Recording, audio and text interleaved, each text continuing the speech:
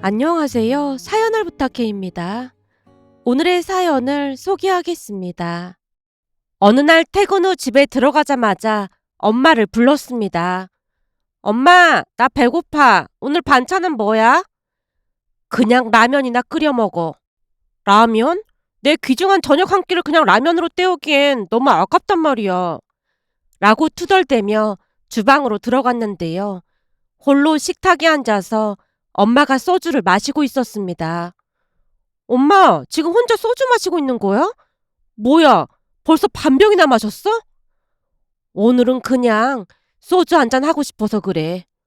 술도 못 마시는 사람이 이렇게나 많이 마시면 어떡해. 거기다 김치만 넣고. 그냥 오늘따라 네 아빠 생각도 나고 그러네. 요즘은 잘 지내는 것 같더니 왜 또 그래? 혹시 아빠랑 살던 집에 들어가려고 하니까 심란해서 그래? 그냥 이래저래 심란하고 그래. 엄마가 다시 소주잔을 들이키는 모습에 제가 배달앱으로 국밥을 배달시켰습니다. 엄마, 내가 국밥 배달시켰으니까 잠깐만 기다려봐. 이렇게 빈속에 술 마시면 속 다 망가진단 말이야.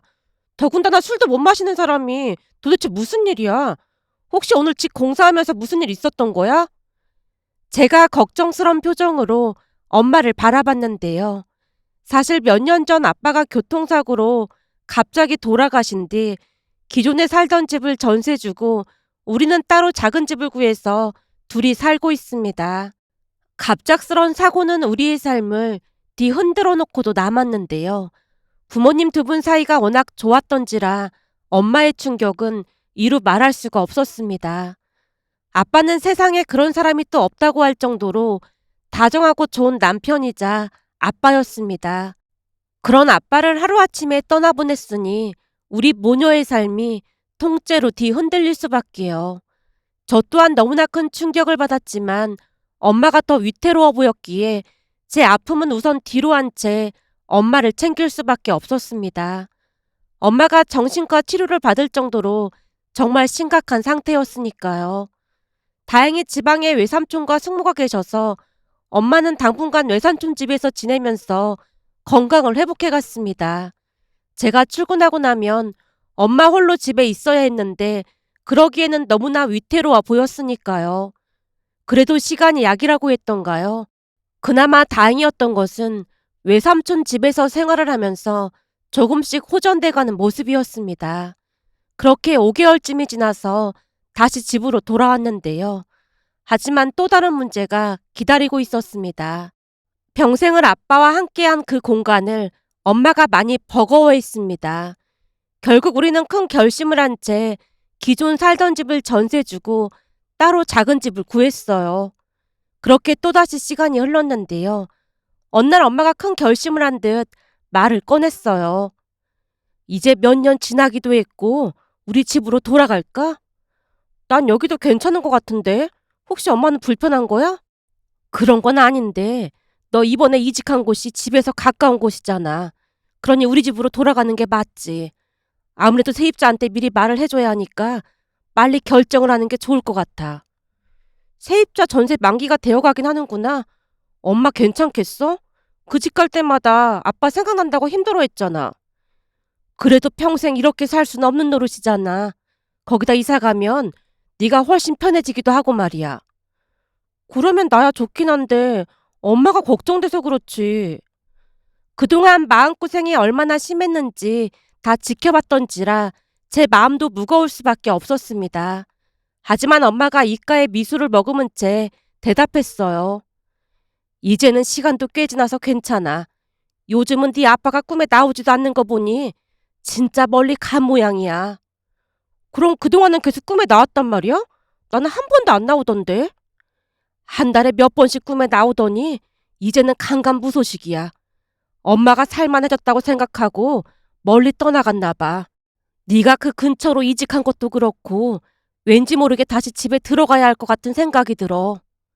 순간 엄마 얼굴에서 또다시 그리움이 번지고 있었지만 예전과는 다르게 밝은 표정을 유지하려 애쓰고 있었습니다. 그렇게 우리 집으로 들어가기로 결정을 했는데요. 세입자에게 통보를 하고 난 뒤 엄마가 말을 꺼냈어요. 들어가기 전에 집 리모델링 좀 할까? 집이 오래돼서 벌써 했어야 했는데 좀처럼 못하고 있었거든. 그래도 아빠랑 살던 곳인데 괜찮겠어? 괜찮고 말고 할 게 뭐가 있어. 사실 네 아빠 있을 때 하자고 말만 하고 못했거든. 이렇게 된 김에 싹 다 리모델링하고 들어가자. 혹시나 너 결혼하게 되면 사위랑 손주들도 들락날락 할 텐데 집이 새 집이면 좋잖아. 난 괜찮은데 엄마가 걱정돼서 그렇지. 엄마 이제 괜찮아졌으니까 아무 걱정하지 마. 엄마가 힘찬 목소리로 힘주어 말했습니다. 그 모습에 저도 잠시나마 안심이 됐고요. 그 뒤에 리모델링 공사를 하기로 했고 외삼촌이 올라와서 리모델링 업체를 알아봐주고 내려갔습니다. 삼촌이 리모델링 업체 사장님한테 신신당부를 하는 모습에 안심이 됐기에 그냥 잊고 지내고 있었어요. 저는 어차피 출근을 해야 했기에 엄마가 집에 자주 오갔거든요. 공사는 업체에서 알아서 해주는 것이라고 생각했기에 별로 신경을 쓰지 않았던 것도 있었습니다. 하지만 얼마 되지 않아 그런 제 생각이 잘못됐음을 깨닫게 되었어요. 리모델링을 하면서부터 엄마가 많이 힘들어하는 모습에 조금씩 걱정이 되던 찰나에 그날 홀로 소주까지 마시는 엄마를 보며 다시 물었습니다. 엄마, 혹시 그 리모델링 공사하는 사람들이랑 무슨 일 있는 거야? 그게 네 외삼촌이랑 있을 때는 아주 깍듯했는데 요즘은 나 혼자 상대를 하다 보니까 뭔가 무시하는 듯한 그런 느낌이 들어. 무시라니? 엄마가 고객인데 엄마를 무시한다고? 치밀어 오르는 분노를 참지 못한 채 제가 외쳤는데요. 엄마가 다시 소주를 들이키고 있었습니다. 그러던 사이 국밥이 도착했고 엄마와 마주 앉아 국밥에 소주를 마시며 대화를 이어갔습니다. 도대체 엄마한테 어떻게 했길래 그래? 그냥 내 생각인데 내가 여자라 조금 무시한다는 생각도 들더라고. 그러면서 네 아빠가 생각나서 혼났어. 왜 그런 거 있잖아. 네 아빠가 있었으면 나한테 이런 대접을 못했을 텐데 내가 과부라고 나를 무시하는 건가? 그런 생각이 들더라고. 대체 뭔 일이 있었던 거야? 덥다고 나보고 냉커피를 타오라고 하질 않나? 이것저것 요구하는 게 많더라고. 커피? 그런 것도 타줘야 하는 거야? 그 반장이라는 사람 말로는 다른 집 가면 다들 커피랑 간식도 주고 그런다고 하더라고. 그래서 나는 옛날식으로 새참 그런 건가 보다 하고 몇 번 사다 줬더니 이제는 아주 당연하다는 듯이 커피랑 간식을 내놓으란 식이야. 내 친구도 집 리모델링한 친구가 있어서 물어보니까 그런 거 사다 준 적 없다고 하더라고. 진짜? 그럼 엄마한테 일부러 그런 거란 말이야? 암튼 그래서 내가 그 반장이란 사람한테 앞으로 커피랑 간식 같은 거 일일이 챙겨주기 힘들다고 했더니 나보고 뭐라는 줄 알아? 뭐라고 했는데? 그렇게 야박하게 굴면 좋을 게 없다는 식으로 말하는 거야. 뭐 그런 이상한 사람이 다 있어. 근데 외삼촌 있을 때는 안 그랬다며. 내 말이 그 말이야. 아무래도 내가 여자라고 만만하게 보고 그러는 것 같아. 그러니 네 아빠 생각도 나고 그렇더라고. 엄마가 심란한 표정으로 땅이 꺼져라 한숨을 내쉬는 모습에 제가 흥분한 채 입을 열었습니다. 엄마, 내가 하루 연차 휴가 내고 가서 따질까? 아서라. 괜히 일 크게 만들지 말고 넌 잠자고 가만히 있어. 이럴 땐 내가 엄청 덩치 큰 남자였으면 좋겠다. 엄마 생각에는 네가 덩치 좋은 신랑감을 데리고 오는 게 더 빠를 것 같아. 엄마, 장난하지 말고. 장난 아니거든요. 다행히 기분이 좋아진 모양으로 엄마가 활짝 웃었습니다. 하지만 며칠 뒤 퇴근을 했더니 저녁 밥상을 차리던 엄마가 또다시 긴 한숨을 내쉬었습니다. 왜? 또 그 반장인가 하는 그 사람 때문에 그래? 그 사람이 나를 우습게 하는 게 분명해. 이번엔 또 왜 그러는데? 세상에 일하면서 담배를 피우더라고. 뭐? 집 내부에서 담배를 피웠단 말이야? 그 사람 진짜 어떻게 된 거 아니야? 어떻게 공사하는데 위험하게 담배를 피울 수가 있어? 그래서 내가 밖에 나가서 피우라고 했더니 나한테 뭐라고 하는 줄 알아? 엄마가 그날 있었던 일을 자세히 설명해 줬습니다. 엄마 말에 따르면 작업 반장이란 사람이 현장에서 흡연하는 모습에 엄마가 기겁을 한 채 말렸다네요. 저기 반장님, 여기서 담배를 피우시면 안 될 것 같은데요. 현장에서는 다들 이렇게 작업합니다. 아니, 화재가 날 수도 있고 제가 담배 연기를 워낙 싫어해서요. 그럼 사모님이 나가면 되는 거 아닙니까? 일도 힘든데 담배 한 대 못 피게 하면 어떻게 합니까? 이래서 말이 좀 통해야 하는데 여자라 뭐 통하는 게 없어. 담배 냄새 싫으면 사모님이 나가던지요. 담배 한 갑 못 사줄 망정 이러는데 방해나지 말아야죠. 아, 예. 그럼 제가 잠깐만 나갔다 올게요. 담배는 조금만 펴주세요. 라며 엄마가 자리를 피하자마자 뒤에서 반장의 느끼한 웃음소리가 들리더랍니다. 이래서 집안에 남자가 있어야지 여자가 있으니 대화가 안 돼. 라는 말까지 했다네요. 엄마 말을 듣자마자 저도 모르게 소리를 질렀어요. 뭐? 진짜 그랬단 말이야? 그 반장이란 사람 연락처 줘봐. 연락처는 뭐하게? 내가 전화해서 따지려고 그러지. 됐어. 그 사람이 말을 얼마나 함부로 하는데 뭐하러 전화를 하려고 해. 그럼 외삼촌한테 올라오라고 연락할게. 그걸 어떻게 두고만 보고 있어. 제가 외삼촌한테 전화를 하려고 하자 엄마가 말렸습니다. 네 외삼촌도 많이 바쁜 사람인데 왔다 갔다 힘들어서 안 돼. 지방에서 올라와야 하는데 그러다 사고라도 나면 어쩌려고 그래. 외삼촌한테는 말도 꺼내지 마. 그렇긴 하네. 근데 그 작업반장한테 계속 당하고만 있을 수는 없잖아. 그럼 내가 연차휴가 내고 가서 따져 물을까? 따져 묻는 것도 뭘 알아야 따져 묻는데 대모두가 일을 어떻게 했다는 둥 젠단가 젠다인가 뭔가를 어떻게 해야 된다는 둥 당차 알아들을 수가 있어야지. 암튼 조금만 기다려봐. 정 안 될 것 같으면 엄마가 외삼촌 부를 테니까. 라며 저를 안심시키기 위해 노력을 했습니다. 하지만 저는 걱정이 될 수밖에 없었기에 늘 신경이 곤두서 있었어요. 그렇게 며칠 뒤 그날도 역시나 퇴근 후 엄마 눈치를 살피고 있었는데요. 그날따라 엄마가 기쁜 목소리로 말했습니다. 어쩜 젊은 사람이 그렇게나 착한지 모르겠더라. 젊은 사람? 누굴 말하는 건데?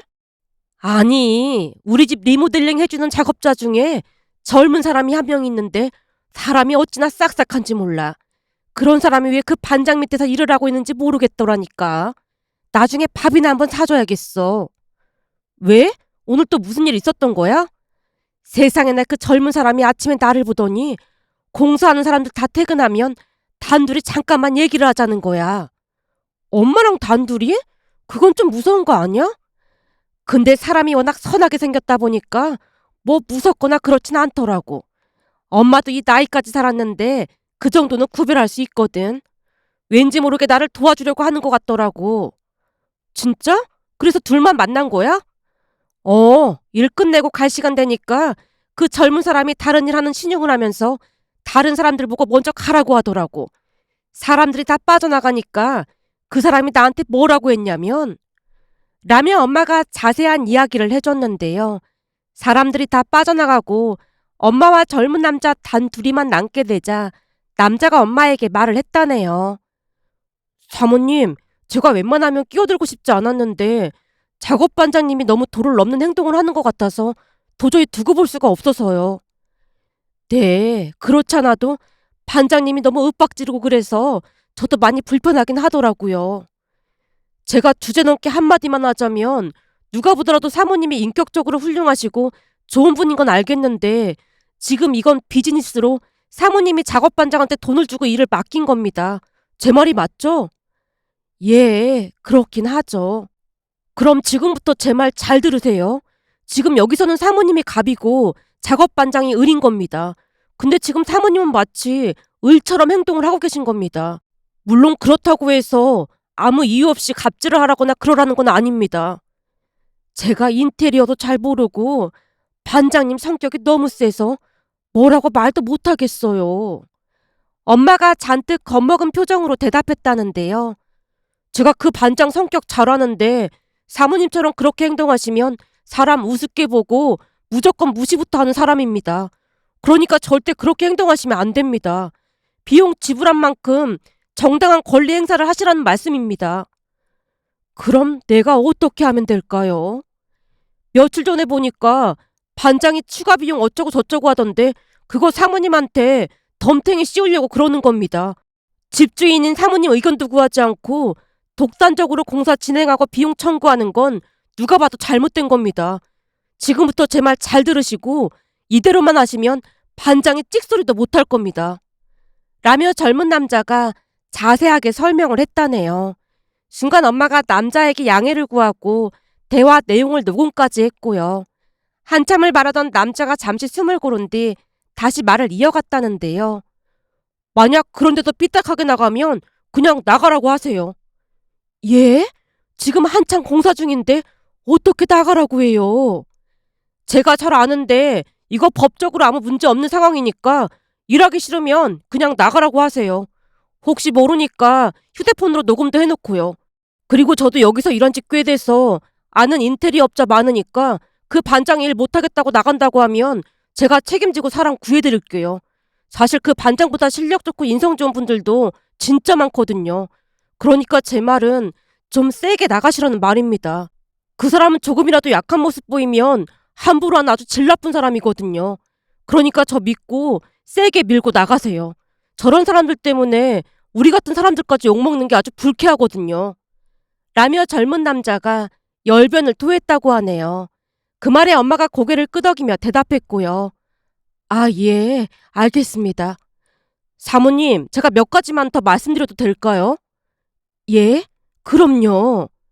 사모님 말씀하실 때 보면 너무 저자세로 말씀을 하시니까 그 반장에 대놓고 무시하는 것도 있는 것 같습니다. 아, 그래요?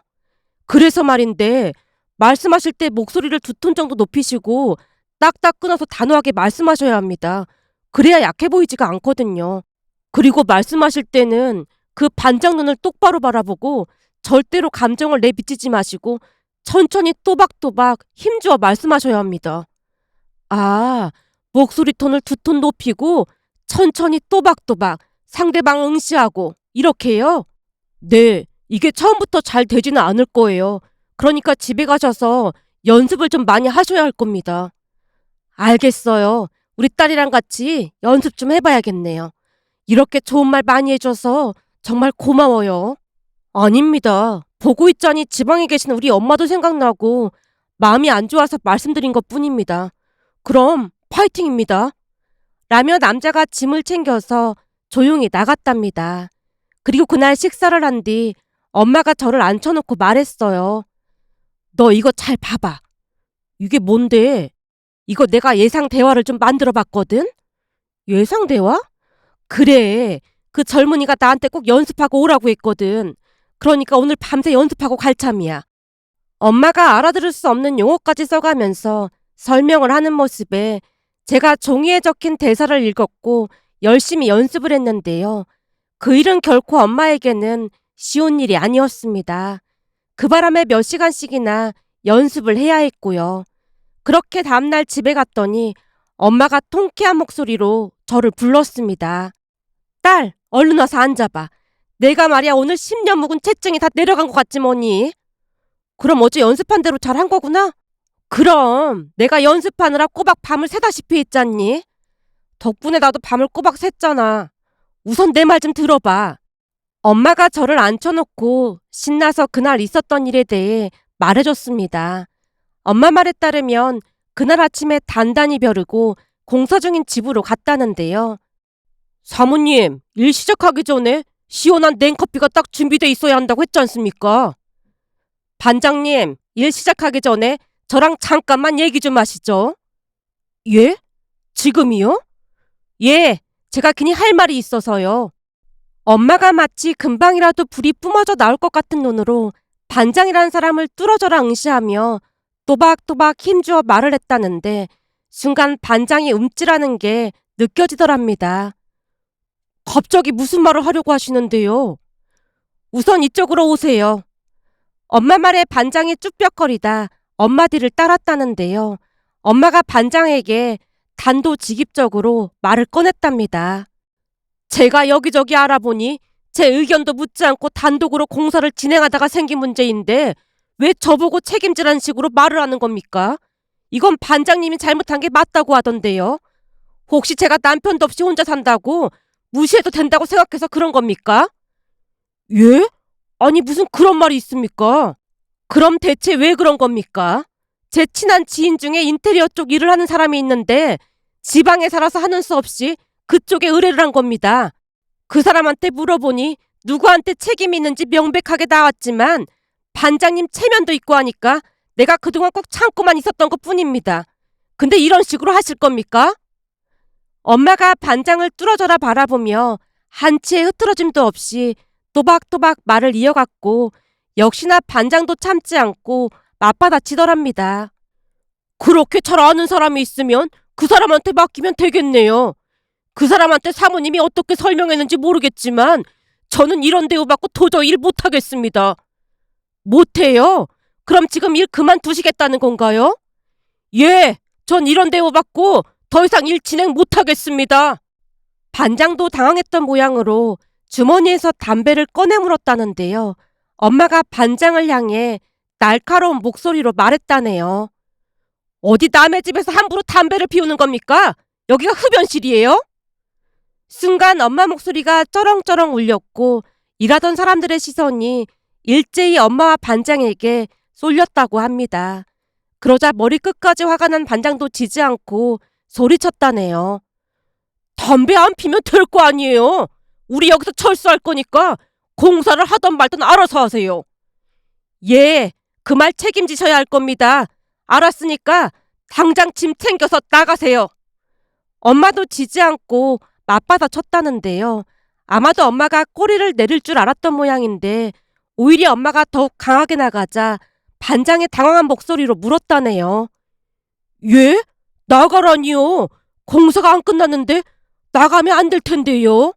그쪽에서 먼저 일 못하겠다고 나가겠다면서요.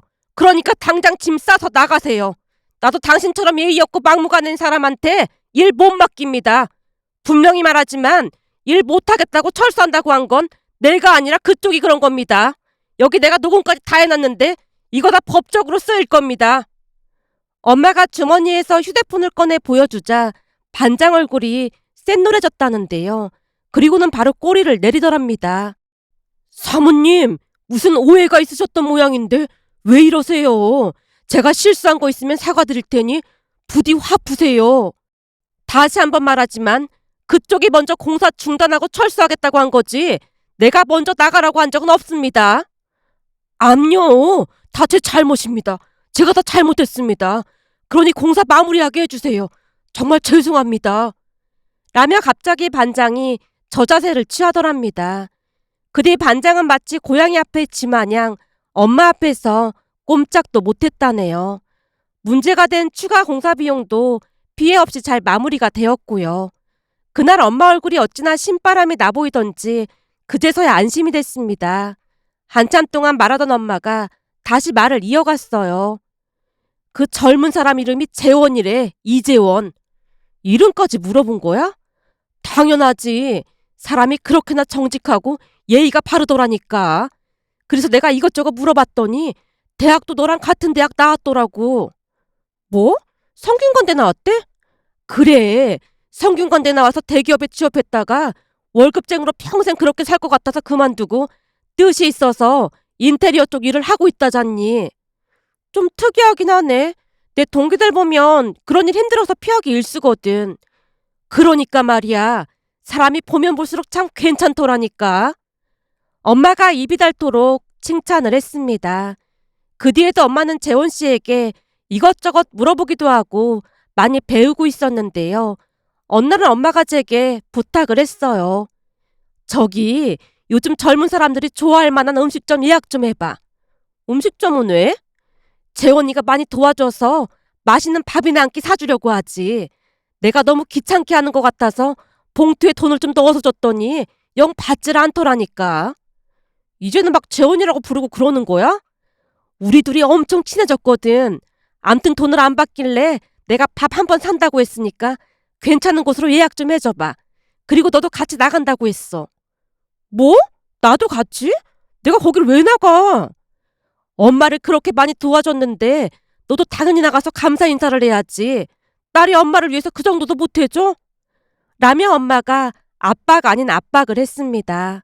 결국 며칠 뒤 엄마와 함께 예약한 식당에 갔어요. 그런데 멀리서 재원 씨가 보이자 엄마가 제 귓가에 속삭였습니다. 어때? 얼굴도 아주 훈남이지? 키도 크고 덩치도 좋고 다 마음에 든다니까. 엄마 마음에 들어서 뭐하게. 혹시 알아? 우리 사이가 될지. 엄마, 혹시 그런 이유로 나를 데리고 온 거야? 그럼 나 그냥 갈래. 네가 지금 가버리면 재원이가 얼마나 놀라겠어. 잔말 말고 얼른 따라오기나 해. 라며 엄마가 제 손을 세차게 잡아 끌었습니다. 곧 자리에 앉아서 인사를 했는데요. 엄마가 말한 것처럼 첫인상은 매우 좋았습니다. 키도 크고 얼굴도 준수하게 생긴 데다가 옷도 깔끔하게 잘 입고 나온 모습이 호감 가는 스타일이긴 했어요. 잠시 후 식사를 하며 이런저런 이야기를 했는데요. 엄마 말처럼 말도 참 잘했습니다. 사실 저도 아버지가 일찍 돌아가셨습니다. 아휴, 그랬구만. 혹시 언제 돌아가셨는지 물어봐도 될까? 우리 남편도 그렇게 된 지 벌써 좀 됐거든. 제가 엄마 뱃속에 있을 때 돌아가셨다고 들었습니다. 세상에나, 그럼 아버지 얼굴도 못 봤겠구만. 네, 사진으로만 봤습니다. 내가 괜한 걸 물어본 것 같네. 아닙니다. 괜찮습니다. 사실 그래서 반장님이 사모님께 함부로 할 때 더 마음이 아팠습니다. 마치 우리 엄마를 보는 것 같았거든요. 사모님 집 인테리어 공사 들어가기 전에 반장님이 과부라 아는 게 하나도 없다고 하면서 대충 해도 되겠다라는 말을 했었는데 제 피가 거꾸로 솟는 느낌이었습니다. 사실 우리 엄마도 홀로 저 키우시면서 참 힘들게 사셨거든요. 그러다 보니 잡초마냥 아주 독해지시더라고요. 그냥 남자보다 더 강하다고 상상하시면 될 거예요. 한 번 어떤 유부남이 엄마가 좋다고 추근덕거렸던 모양인데 엄마가 그 사람 면전에다가 음료수를 끼얹고는 깃방망이를 날린 적도 있다고 하더라고요. 나중에 이모가 말해줘서 알았고요. 이모 말에 의하면 과부라가 얼마나 만만하게 봤으면 유부남이 그랬겠냐고 엄마가 대성통곡을 했다고 하더라고요. 그때부터 저는 엄마를 지켜줘야겠다고 다짐을 했습니다. 그래서 그랬는지 과부라 공사 대충 해도 되겠다는 반장 말에 그만 눈이 돌아가고 말았습니다. 재원 씨가 쑥스러운 듯 머리를 긁적이고 있었는데요. 엄마가 고맙다는 듯 입을 열었습니다. 정말 고마웠네. 덕분에 공사 끝날 때까지 반장이 나한테 꼼짝도 못하지 않았나. 그때 이후로 어찌나 굽신거리던지 그 모습도 꼴보기 싫더라니까. 근데 자네 어머니는 참 든든하시겠어. 우리 엄마는 저보다 더 강하셔서 제가 뭘 도와드릴 것도 없는걸요. 라며 재원 씨가 다시 미소 지었는데요. 그런 재원 씨의 모습에서 알 수 없는 매력이 느껴졌다고 해야 할까요? 거친 손에 비해 얼굴은 너무나 순수해 보이는 그런 모습이었으니까요. 그 뒤에도 엄마는 이런저런 핑계를 만들어서 재원 씨와 자주 만났는데요. 어느 날은 집까지 초대해서 식사 대접도 하고 반찬도 잔뜩 들려보냈습니다. 그러다 보니 우리도 점점 가까워져 갔고 어느 날은 제가 먼저 재원 씨에게 고백을 했답니다. 제 고백에 많이 놀란 표정으로 어쩔 줄을 몰라 하던 재원 씨가 대답했어요. 원래 남자가 먼저 고백을 해야 한다고 하던데 내가 너무 답답하게 행동했지. 사실 여자 사귀어 본 적이 거의 없어서 내가 그런 말을 잘 못해. 미안해. 고백하는데 미안하다니 이건 또 뭐야. 제가 장난스레 웃자 재원 씨도 따라 웃었습니다. 그렇게 우리는 연인 사이가 됐고 엄마가 뛸 듯이 기뻐했어요. 그리고 사귄 지 1년 만에 재원 씨 어머니를 뵈러 갔는데요. 재원 씨 말대로 어머님은 여장부가 따로 없었습니다. 말투부터 느껴지는 포스가 우리 엄마와는 전혀 달랐으니까요. 많이 투박스럽긴 했지만 누구보다도 정이 많은 그런 분이셨습니다. 인사를 드리고 올라가는 길에 제게 이것저것 잔뜩 들려주셨거든요. 얼마 뒤 결혼 이야기가 나왔고 상견례를 했는데요. 시어머님이 뜻밖의 이야기를 했습니다. 저는 어차피 지방에 살고 있고 그곳에서 앞으로 계속 살 생각입니다. 그래서 말인데 나은이랑 재원이가 결혼하고 나면 사부인이랑 같이 사는 건 어떨까 싶은데요. 네? 저랑 같이요? 예, 딸 시집 보내고 나면 사부인 혼자 많이 적적하시고 그러실 텐데 그럼 덜 외로우실 것 같아서요. 거기다 우리 재원이도 참 잘 챙겨주시고 예뻐해 주신다는 말씀 듣고 너무 감사했습니다. 아닙니다. 우리 사이가 워낙 예쁜 짓만 하는걸요. 그러니 아들이다 생각하시고 같이 사세요. 가까이 있으면 저도 그러고 싶은데 아들 며느리 직장이 여기에 있으니 저는 어림도 없는 거 아니겠습니까? 그리고 저는 말이죠. 사실 같이 사는 것도 다 귀찮습니다. 하도 오래 혼자 살다 보니까 지금은 혼자 사는 게 편하거든요. 나이 들어서 며느리 눈치 보면서 살긴 싫거든요. 시어머님이 장난스레 말씀하시는 모습에 엄마 눈에서 눈물이 뚝하고 떨어졌는데요. 시어머님께 감사하다는 말을 몇 번이나 했는지 모르겠습니다. 그렇게 우리는 결혼한 뒤 진정해서 엄마와 함께 살고 있는데요. 시간이 날 때마다 시댁에 다녀오곤 한답니다. 엄마가 시어머님을 잘 챙기라는 말을 귀가 닳도록 하고 있으니까요. 얼마 전 제 임신 소식을 전하기 위해 엄마와 함께 시댁에 가서 즐거운 시간을 보내다 왔는데요.